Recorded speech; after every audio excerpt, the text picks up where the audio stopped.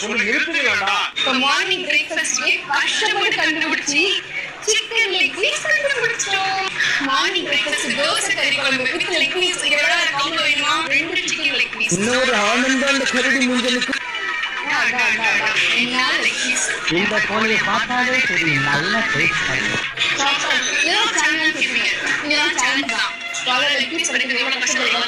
என்னென்ன சொல்றோம் பாருங்க. இதெல்லாம் பிரமாதம். இதோட ஸ்பெஷல் உங்களுக்கு. இப்போ ஆஃப்டர்நூன் லஞ்ச் ஒரு கிறிஸ்பி சிக்கன் லெக் அப்புறம் 2 ஸ்மோக்கி சிக்கன் லெக் வாங்கிருக்கோம். கொஞ்சம் வாங்க ஊட்டி பாருங்க. லெக் பீஸ் இது ஒரு ஈவினிங்